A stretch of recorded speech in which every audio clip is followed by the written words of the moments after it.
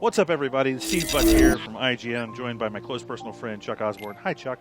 Hey, how's it going, Steve? Good. What are we checking out today? We are looking at Kingdom Hearts 1.5 HD Remix. Oh, my gosh. I'm so excited. Anytime somebody talks about Kingdom Hearts, Chuck and I are definitely involved in that conversation here.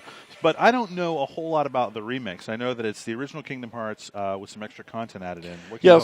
So this is Kingdom Hearts Final Mix. That was the version that came out in Japan after the original version came out here, and it includes a little bit extra, just some extra cinematics, I think. They also included a little bit revised UI system, make it more like Kingdom Hearts 2. Fantastic. But essentially it's the same game. I gotcha. Well, so for folks who don't know, and I can't imagine there are that many of you, but Kingdom Hearts is a mashup of Final Fantasy and Disney characters. It's sort of an action-adventure RPG where you play a young boy and you interact with Goofy and Donald and Winnie the Pooh and Dumbo and a lot of other characters from the Disney franchise. Yes, exactly. Which is a little strange because, I mean, the character that you're playing, Sora, he's really kind of angsty. So it's a miracle that he's able to mix in with the Disney characters so well because, you know, Disney characters are sort of the opposite of angst. Right.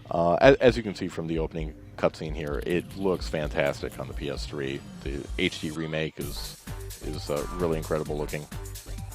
Yeah, I mean, even without the addition of more gameplay elements or more story, but it's just great to look at. I would play this just for the HD upgrade.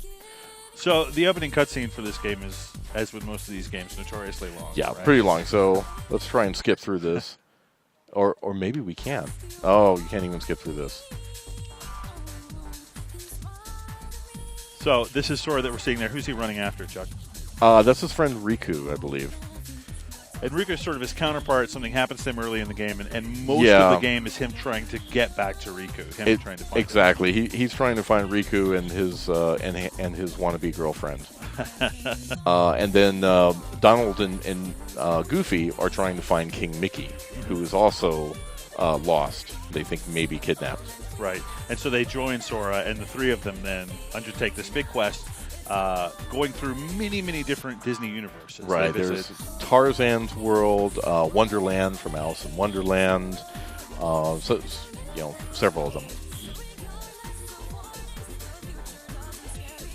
So, what else is contained in this package, Chuck? So there's also its direct sequel is in here, Kingdom Hearts Rechain of Memories, which has also been remastered in HD. There's also, and this is kind of weird, it doesn't really say so on the package, but it includes Kingdom Hearts 358 2 Days, but it doesn't have the interactive version. It's not playable. It's only the cinematics that have been remastered. That sort of makes sense because it was originally a DS game, so you probably wouldn't think that they would do a remastered playable version for PS3, but at the same time it's a little disappointing that they didn't make it clear on the package that, hey, you can only watch about 3 hours of these characters eating ice cream, which is all I remember from 358 2 Days. Right.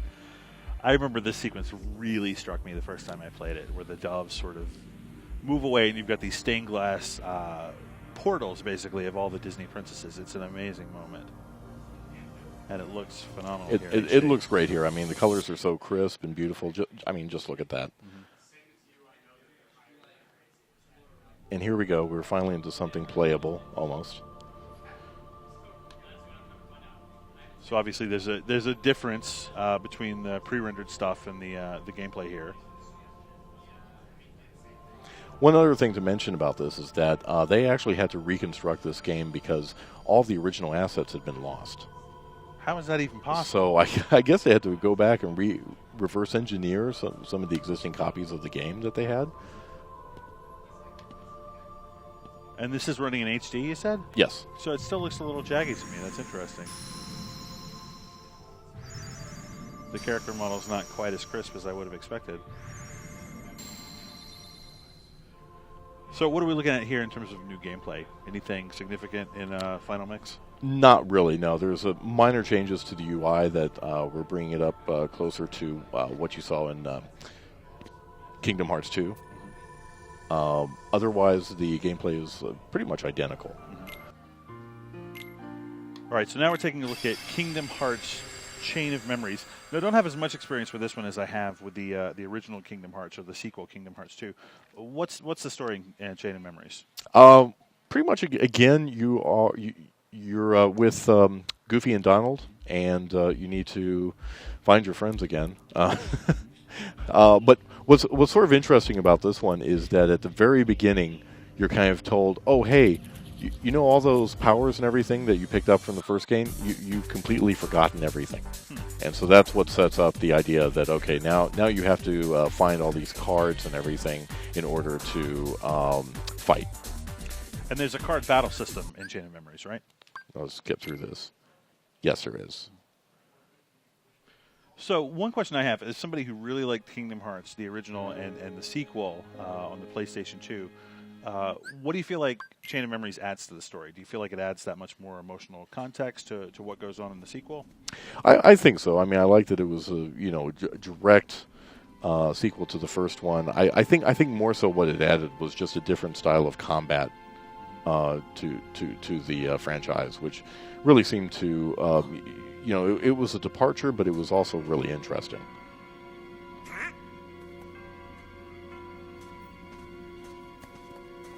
And so do you still find yourself fighting against the Heartless? Is it the same sort of context with regard to the challenges? Yes. Yeah, pretty much.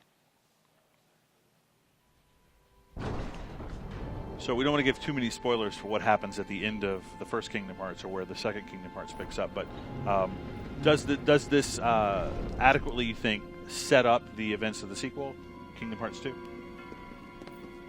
Oh, for this one? Yes. Yes, it does somewhat lead into Kingdom Hearts 2. Because a lot of players start Kingdom Hearts 2 after finishing the first one, and they think, like, what's going on here? I don't understand the setting. I don't understand these characters. It seems a little disorienting.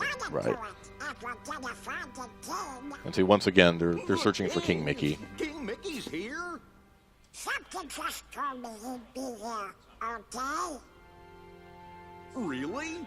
And are these the same vocal performances we saw in the original Chain of Memories when it was first released? Well, not for Sora, because Sora was voiced by Haley Joel Osment, who was the kid who saw dead people in The Sixth Sense, and he has been replaced here. I'm sure by this point he probably went through puberty when it's no longer available to do Sora.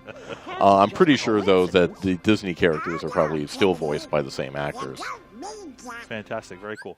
Well, let's take a look next at the 358 days. Or wait, do we want to do the... Just show a little bit of the combat here. If we can get into it, there might be some tutorial here. So one thing about these games is there are lots and lots of cutscenes. You can't always skip through them. It is a Final Fantasy game, after all.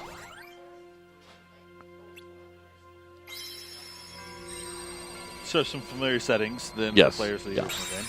Yeah, the settings like Traverse Town, very familiar to people who play the first game.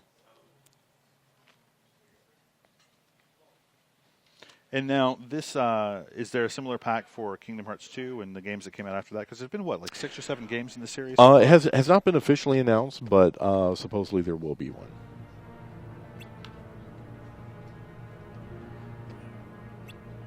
And so this looks exactly the same. Graphics are pretty much exactly what you would expect from the first game. And is there a continuity of your character here? I mean, we talked before this video, you're allowed to pick strength or magic when you initially create Sora, and as he advances through the game. Does that persist in this sequel? No, it's a little bit different here because of the card-based battle system. So it's more about using the cards that you have instead of choosing something from the beginning.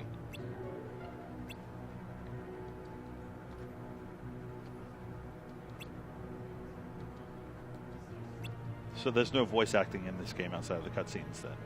Right.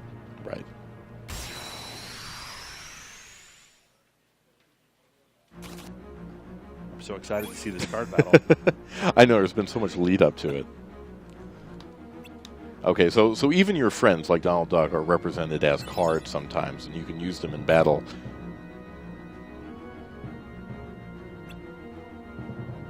And did Donald and Goofy take part in the battles? I mean, because in the previous game, Donald's sort of the court wizard, and Goofy is the captain of the guard, and they actually participate in the real-time fights with you. Right, exactly. And there you saw him. You summoned him to fight alongside you. And then they'll appear again during the cutscenes. Gotcha. Let's just give this guy a smack, maybe.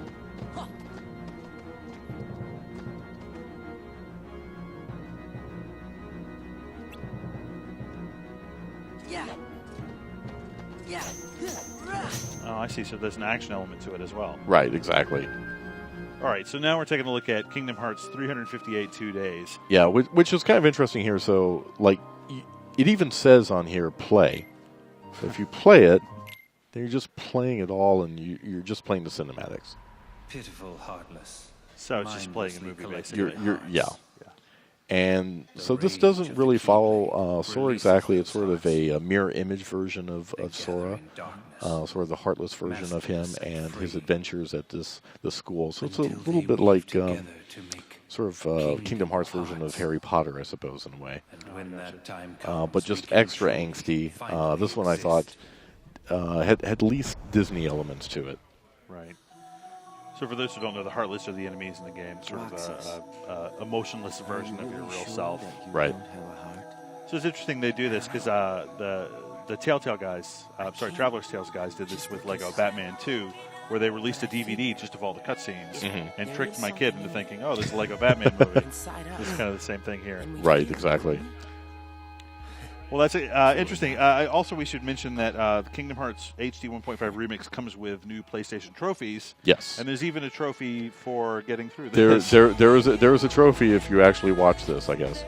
So, but here's more of the characters that you would see from this, and this entire experience, if you sit down to watch it, I believe lasts about 2 hours and 50 minutes. Wow, my gosh. Yeah.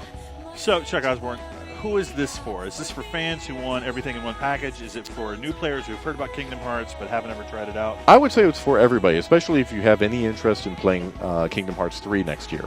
This is a great way to lead into it. I think two of these are two of the strongest games in the series. So this is a great starting point. If you haven't played it before, I mean, the original came out 11 years ago, so it's a good chance that you haven't played it. Yeah, well, I've got to say it is still at or very near the top of my all-time favorite PlayStation 2 games. So I'm looking forward to a new excuse to jump in and play it and prep myself for Kingdom Hearts 3, which I'm super excited about as well. Me too. Fantastic. All right, well, for all that, for everything Kingdom Hearts 1, 2, and 3, please keep it locked to IGN.